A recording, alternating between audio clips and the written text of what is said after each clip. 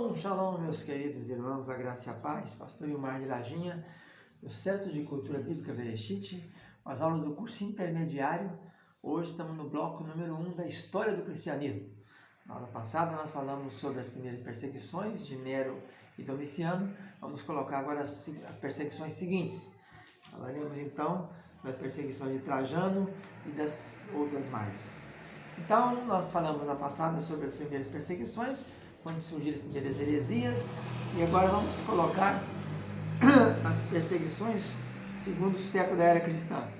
No reinado de Nerva, Trajano e Marco Aurélio, havia apenas 18 meses que Domiciano tinha morrido, quando, então, nós tivemos a igreja que tinha ficado isenta de perseguição nesse período aí, começou a sofrer novamente. Nerva era um homem de caráter brando e generoso, tratou bem os cristãos e com a benignidade digna de louvor, restabeleceu todos que tinham sido expatriados pela perseguição de Domiciano. Foi nesse tempo aí que João retornou para Éfeso, né?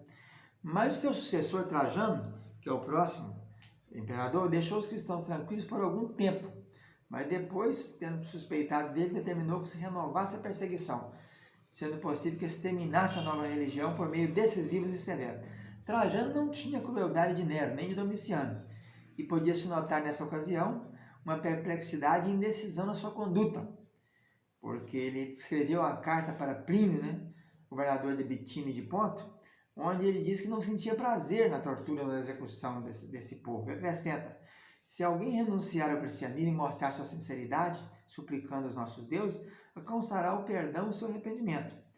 Então, ele faz, nessa carta para Plínio, a gente tem também alguns subsídios para entender como funcionava a religião naquele ano, nos anos mais ou menos 100 e poucos da era cristã.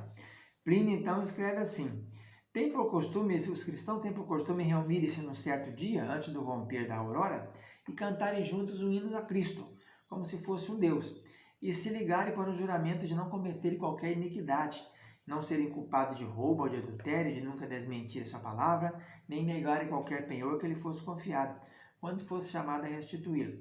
Depois disso, eles costumam separar-se e em seguida reunir-se de novo para uma refeição simples, o ágape, a qual partilham comum, sem a menor desordem, mas deixaram esta última prática após a publicação do edital em que eu proibia as reuniões. Plínio, governador da Ponte da Bitínia, da Ásia Menor ali, proibiu essas reuniões e desobedeceu. Depois dessas informações, julguei ser necessário examinar, mesmo por meio da tortura, duas mulheres que diziam ser diaconisa, mas nada descobria a não ser uma superstição má e excessiva. Então, aqui por essa carta de Plínio, a gente tem algumas diretrizes como funcionava a igreja nos primeiros dias da era cristã, no ano 100 mais ou menos, né? No reinado de Trajano, que reinou de 98 a 117, o motivo da perseguição foi um decreto contra as hetéreas. Hetéreas eram associações não reconhecidas pelo Estado, as reuniões secretas dos cristãos, né? Mas as violências foram mais obras do povo do que do imperador. A igreja foi considerada como sociedade secreta e por isso foi perseguida. Dentre os mártires dessa época, aí nós temos Simão, bispo de Jerusalém, que foi crucificado com 120 anos, no ano 107. Também Inácio, bispo de Antioquia, que foi levado preso para Roma e lançado vivos aos cristãos no ano 110.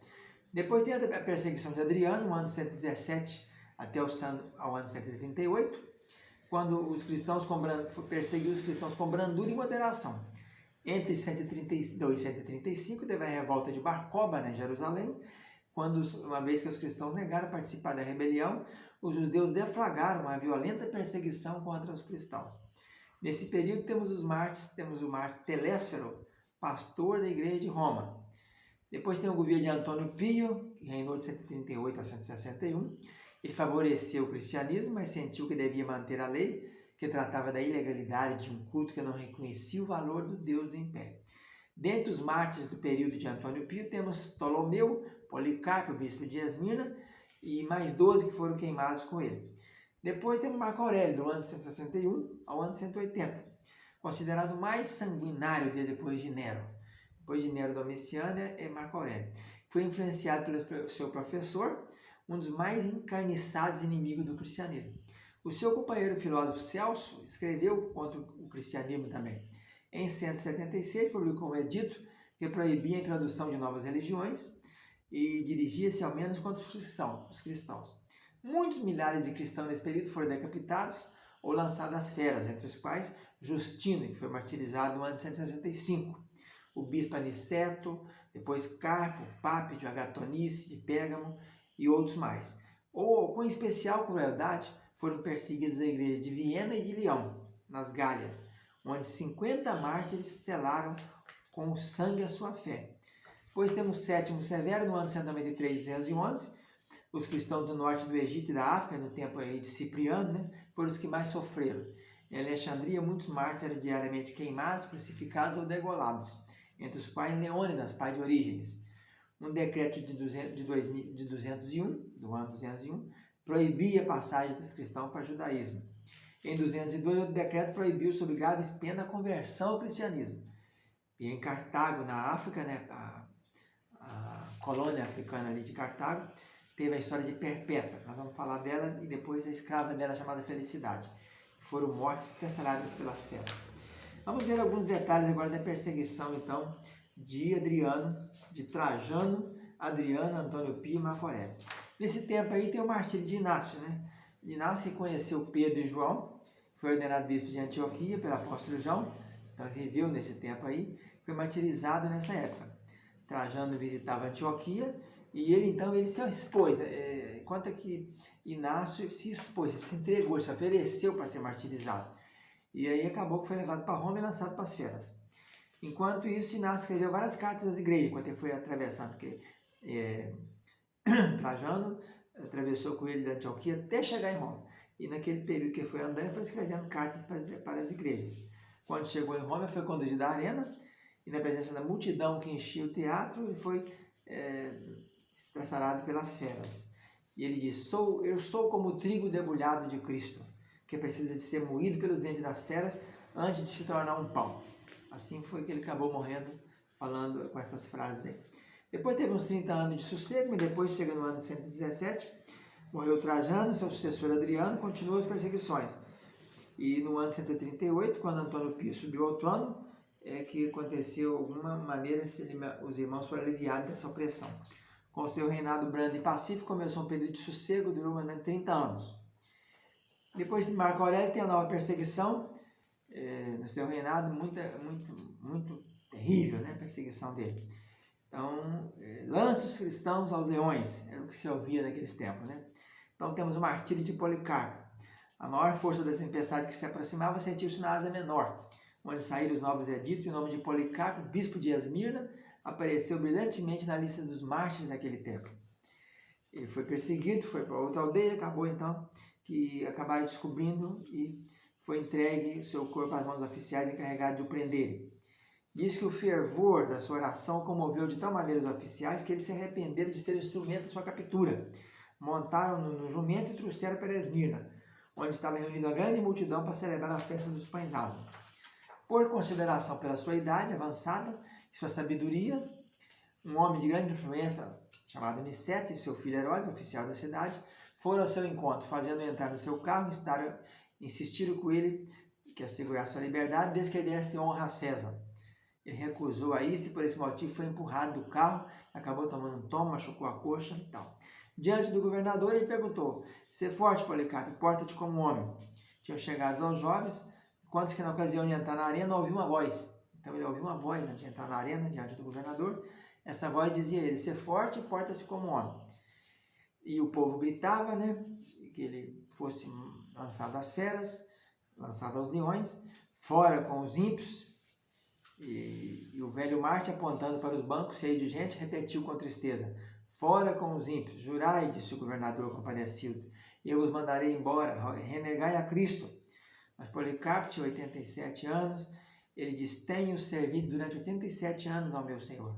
Ele nunca me fez mal. Como posso eu agora blasfemar contra o meu rei?" E aí o governador insistiu, "Jurai pela alma de César", repetiu o governador. "Se julgais", e Policarpo respondeu, "se julgais que hei de jurar pela alma de César, como dizeis, e fingis não saber que eu sou, ouvi a minha confissão livre, eu sou um cristão. Se desejais conhecer a doutrina do cristianismo, concedei-me um dia para falar a vós e escutai-me." O governador, então, notando que o povo gritava e estava inquieto, Ele não insistiu mais com ele então. Então ele disse, olha Policarpo, eu tenho à mão animais ferozes, eu vou lançar você a eles se não mudar de opinião. Policarpo disse, manda vir, pode mandar os animais. O velho peregrino alegrava-se com a perspectiva de se ver prontamente livre de um mundo ímpio, cheio de perseguições, e sua tranquila intrepidez exasperou o governador, que por esse motivo mandou ameaçá-lo de queimá-lo.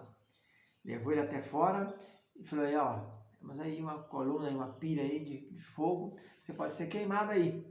Policarpo disse, ameaçai-me com fogo que arde por um momento e depressa se apaga, mas nada sabeis da pena futura e do fogo eterno reservado aos ímpios. E então o governador perdeu completamente a paciência e mandou um arauto apregoar no meio da arena. Arauto, Policarpo é cristão. E com essa proclamação repetida 3 vezes, como era de costume, e com a raiva da população, então todo mundo dizia, lance Policarpo aos leões. E a hora do espetáculo tinha passado. E o asiarca, que tomava conta da arena, recusou a fazer a vontade do povo. Falou, não, agora não pode mais soltar leão nesse horário. E aí levaram ele para fora da arena, a lenha já estava ali, a palha, e a vítima, depois de despojada de sua capa, foi levada à pressa para o poste, onde queriam pregá-la. Mas Policarpo pediu para simplesmente ser atado. Amarraram ele ali e puseram fogo nele, mas as chamas não tocaram o corpo de Policarpo. E os espectadores, vendo enganados, olharam para os outros na maior admiração. As chamas não pegavam nele. Então acabaram que pegaram a espada e com um golpe fatal, ele foi então morto, assassinado cruelmente. Nesse período também temos outros mártires famosos, como o chamado Germano, um jovem cristão, cuja constância e coragem deram um testemunho tão brilhante da realidade de sua fé, mesmo na hora solene da sua morte, que muitos se converteram. Justino de Nápoles, o qual, tendo estudado todos os sistemas filosóficos e ocupado um lugar de destaque dos professores do seu tempo, tornou-se com alegria um discípulo do meigo Jesus. Esse Justino, o mártir, foi também sufocado e morto, né? Houve perseguição em Lyon e em Viena, a fé dos crentes foi duramente provada e fizeram para exterminar a nova religião. Quanto mais perseguia, mais se espalhava, né? Ali tem a história de Blandino, uma escrava de aparência franca e franzina, que depois de sofrer com exemplar paciência as mais extraordinárias torturas, durante os quais os próprios perseguidores se cansaram, ela ganhou a coroa do martírio e morreu dando glórias a Jesus. Conta também a história de santos, diácono da igreja, Mauro, que havia pouco se converteram ao cristianismo, sofreram calado e nobre pela verdade, como também Átalo de Pérgamo, Potimo, bispo de Lyon e muitos outros. Assim, de maneira que o metal precioso passa pelo fogo do refinador, que o torna puro, a igreja de Deus passou pelo fogo da aflição, e uma grande parte da escória que ainda era ligada a ela separou-se e consumiu, enquanto as fagulhas que saem do lume, levadas para aqui e para ali, o vento foi ateando no peito de muitos e foi então multiplicando. Nesse tempo temos também a carta a Justino. Parece que esse tempo a igreja tinha conservado aquela simplicidade de conduta e culto que temos alguns belos exemplos em Atos dos Apóstolos. Conta-se a história do mártir Justino. As práticas que dizia, encontramos no dia do Senhor, para adoração nas cidades e nas vilas, lemos nos livros dos profetas e das memórias dos apóstolos, tantos quanto o tempo nos permite. Acabada a leitura, o presidente ou bispo, num discurso ou sermão, exorta os fiéis a seguir aqueles excelentes exemplos. Em seguida todos se levantam e oram juntos. Depois disso, trazem o pão, vinho e água, e o bispo faz oração, dá graças conforme a sua habilidade, e todos dizem amém. Faz-se então a distribuição dos alimentos abençoados a todos presentes, e aos ausentes manda-se pelos diáconos. Aqueles que são ricos estão dispostos a contribuir, dão o dinheiro que querem, cada qual conforme a sua vontade, e o que se ajunta é entregue então ao presidente, o bispo. Ele distribui cuidadosamente para os órfãos, viúvas, para aqueles que por doença ou por qualquer motivo estão necessitados. Então nós temos aí, pela carta de Justino, contando como era a liturgia da igreja nesse tempo. Vamos ficando por aqui, voltamos na próxima. Fica na paz, tchau, tchau.